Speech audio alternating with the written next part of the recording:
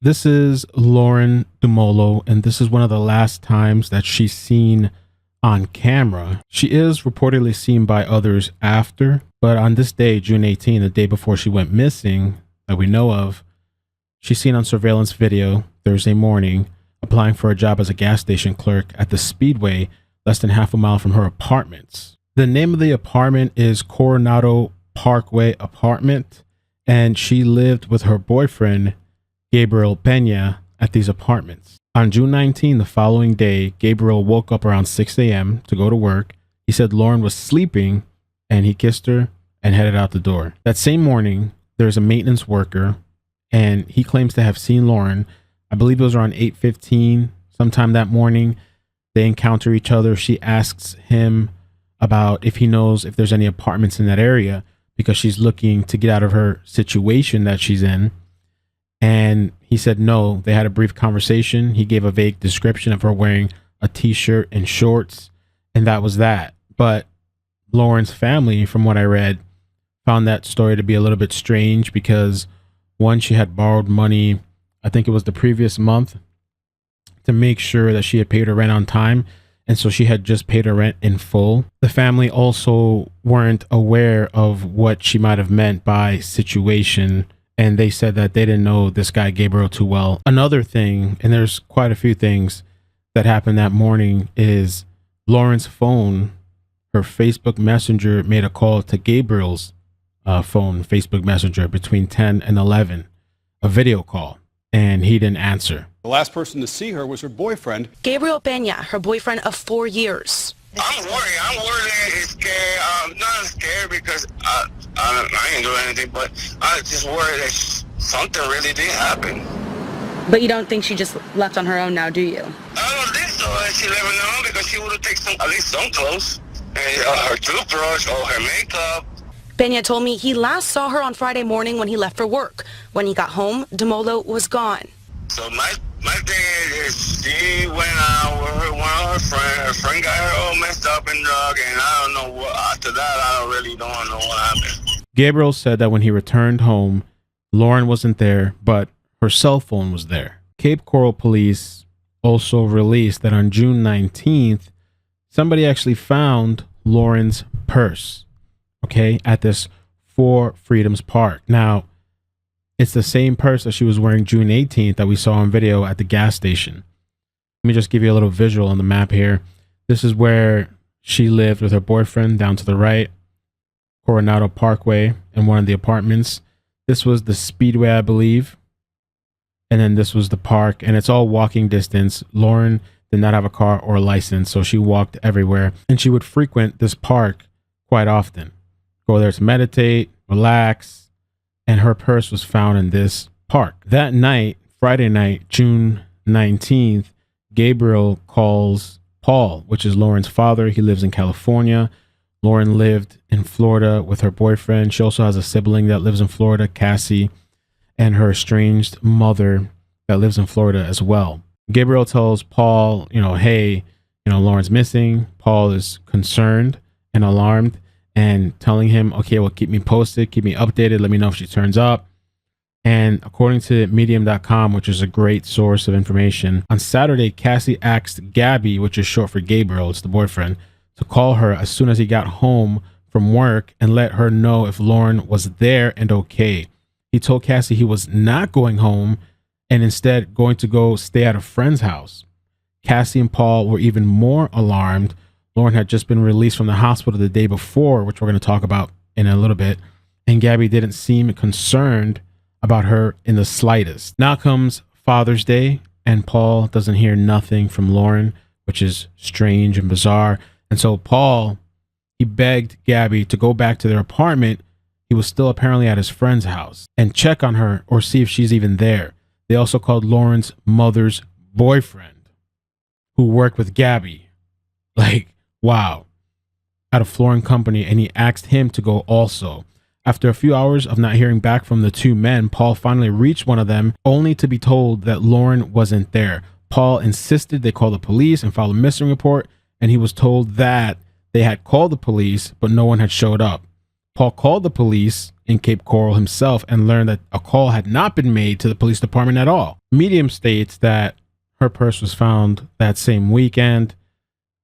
Some other articles I've read that it was the same day that she was last seen, June 19th, which really, because it was a Friday, they could be referring to the same thing, like the weekend or going into the weekend. Fast forward to July 2nd, a piece of clothing is found at the Four Freedoms Park where her purse was found. And this was actually found, I believe, by her family searching out there. And Medium speaks on this, and it's kind of strange because they had searched there so many times before. People believe that it was put there after the fact.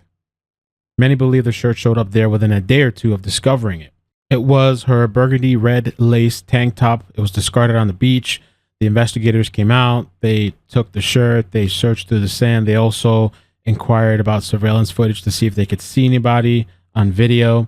And this is another interesting quirk that I read on this website. And it says here, and they say maybe just coincidence, while Sister Cassie was with the detective gathering the shirt for evidence, they were standing on the beach when Cassie would look off to the walking path and see her mother's boyfriend walking their dog. When he saw them, he just said, "Oh, hi," and continued to walk. And Cassie thought that was extremely weird. In reading this article, there's just a lot of weird oddities and tragedy in the family because October 15, 2020, Lauren's mother passed away, Laura Decker, from the global situation we've all been dealing with since 2020. And then 4 days later, Lauren's stepmother, which is Paul's wife, Tracy, also passed away. Gabriel Pena told me that police brought him in to take a polygraph test, and he said he passed. But now police won't confirm the test or the results or say whether he is a suspect in Lauren Dumolo's disappearance. And then there was the press conference that was done by Lee County Sheriff's Office, October this year, 2021, in which they announced that they're not sure, they can't confirm it, but it's possible that they found Lauren Dumolo. On Tuesday, October 5th, deputies responded to a vacant wooded lot of Pine Island Road regarding skeletal remains being located.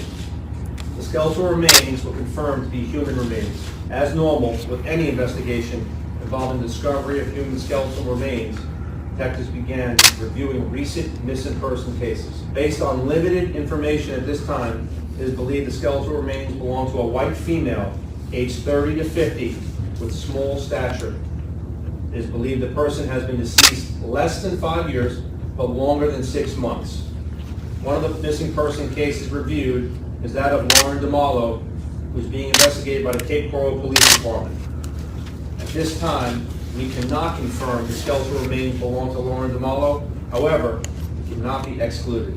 Additional evidence examination will be required to make determination, which includes dental records and a DNA profile. We call this press conference in hopes of identifying any dental professionals who might have performed work on Lauren Dumolo. We are interested in getting this request out to dental professionals here locally, but also Staten Island, New York, and the state of Maryland, both of which Lauren has ties to. It came back through dental records that it's not Lauren. But the part that I guess I don't get, and which has been just really irking the shit out of me, is this was the remains of another human being. She was a homeless woman, this is what I'm told, who's been missing for approximately a year and a half. But the report that came out was that no family members and no one ever reported her missing. But yet somehow her teeth and her dental records were matched from a national database. And I guess the questions that I have is, if this is a homeless woman and none of her family members contacted anyone that she was missing for the last year and a half, how did her dental records wind up in a national database? I don't know. And if no one reported her missing, how, I don't know, maybe it's just me. I did, like, other homeless people, like, tell the police, hey, listen, this other homeless person in our homeless camp is missing. And if that's the case, did they just automatically go out and find their, dental records and put them in a database? The whole thing to me just doesn't make sense. It's I don't get it. It doesn't really make sense. And let's just say yes, that her records for somehow or for some reason was in a national database. Didn't the medical examiner, search that database, since all you had was skeletal remains, before anybody has a news conference and says, this is possibly my daughter? And within 24 hours, within 24 hours, the answer is, oh, sorry, it's not your daughter. And this is Lee County Sheriff's Department that, this time, that supposedly she was in Lee County. So the Lee County Sheriff's Department, before they did this press conference, did not know that this was a possibility that it could be their person. And then to come to find out that there's 3 other bodies or remains where they thought my daughter may be found. Like I said, this is why, I was so pissed off, and what I wrote on that, on the top of the page about, it's going to hit the fan, because I don't get it. There's something wrong with this whole picture, as far as I'm concerned again. That was Paul, Lauren's father, and he's understandably upset. Let me tell you a little bit about Lauren, 29 years old. She was living in Cape Coral, Florida. She was born in Florida. She has a sibling, Cassie. Her father raised them. They were living in Maryland, and then Lauren and Cassie moved to Florida. Cassie didn't have much of a relationship with their mother, but Lauren was desperately trying to rekindle their relationship, and so that's why she moved to Cape Coral, which is in the same town her mother's in. According to Medium, Lauren got in a car accident when she was a teenager, and she was prescribed Percocet. That led to addiction and a battle with addiction. She ended up having a daughter, and she tried to get herself clean, tried to fix her life up, but she relapsed and she lost custody of her daughter when she was 3 years old. Lauren worked at Taco Bell and worked as a server at a local restaurant. And then on June 1st, 2020, she was admitted to a mental hospital. And it's said that she admitted herself. She was seeking help. She was released June 18, 2020. And that's where you see her on camera looking for another job.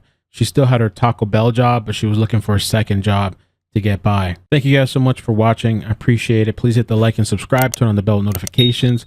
I hope that somewhere along the way, Paul and their family and siblings and friends, they get some sort of, at least, find where she's at so they can put her to rest, Thank you so much. Take care. Peace.